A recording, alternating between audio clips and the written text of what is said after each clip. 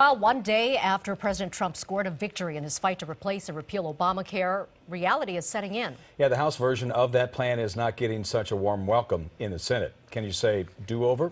KCAL 9 political reporter Dave Bryan joins us now with the prospect of that happening in the upper chamber. Dave. Yeah, the impact obviously even goes far beyond the halls of Congress because this could affect the lives of millions of Americans. Two new developments tonight on all this. Health care is quickly becoming a political issue, believe it or not, for the midterm elections next year already. And Senate Republicans appear to be moving toward doing a major rewrite of the House-passed health care bill with far-reaching revisions. The day after Republicans celebrated the passage of the GOP health care bill in the House, it's becoming very clear that bill is not being warmly received in the Senate, where they're talking about writing their own health care bill from scratch. The Senate will write its own bill. I mean, that's the way it works, right?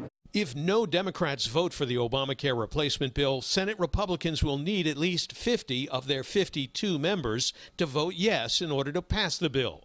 Among the provisions in the House bill that concern some senators are the structure of the tax credits, funding for the Medicaid expansion being rescinded, repealing many of the Obamacare regulatory rules, and defunding Planned Parenthood by essentially banning patients from using Medicaid dollars to get treatment at their clinics. There will be no artificial deadlines. We'll carefully consider the legislation passed by the House. We will work together carefully to write our own bill. We will make sure we know what our bill costs when we vote on it. 13 leading Republican senators will form a working group to reach a consensus on these critical issues before publicly moving forward on a bill. And by the way, none of the 5 GOP women is on that working group. I'm going to feel your neck. Critics charge one of the biggest Senate issues will be shrinking Medicaid, in which nearly 70 million Americans are enrolled. The House bill would place caps on federal Medicaid funding in 3 years, halt federal payments for Obamacare's expansion of Medicaid to people just above the poverty line, meaning the 32 states that have welcomed the expansion would now have to pay for it themselves, or cut benefits, or cut off the expansion.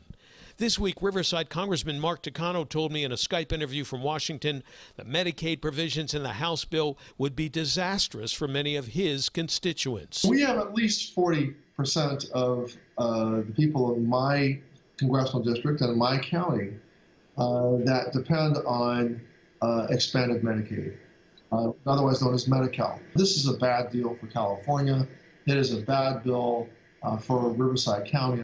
All told, the GOP bill would cut about $900 billion from Medicaid over the next 10 years, which is expected to reduce enrollment by about 14 million. Some Republicans say there's no choice. We do not have enough for Medicare. We do not have enough for Social Security. We do not have enough for Medicaid. Before we got started on the expansion of Medicaid, another Republican, Senator Bill Cassidy from Louisiana, who is a trained physician, told CNN the Senate health care bill would have to include protections for those with pre-existing conditions. I asked, does it pass the Jimmy Kimmel test? Would the child born with a congenital heart disease be able to get everything she or he would need in that first year of life? Republican leaders are trying to do this to affordable health care. And just one day after the Republican bill passed the House, the health care issue is already being featured in a campaign ad by a Democrat running for governor in Virginia, a sign that at least some Democrats feel they already have an issue that may resonate in next year's midterm congressional elections. Tonight, the Washington Post reports the irony of candidate Tom Perriello, who we just saw on that ad, running that ad in his race for governor in Virginia. The paper reports that Perriello lost his seat in Congress after he was attacked by his Republican opponent for voting to pass the Affordable Care Act in 2010. Lots of irony, Lena. Sure is. Yeah. Thanks, Dave. Thank you.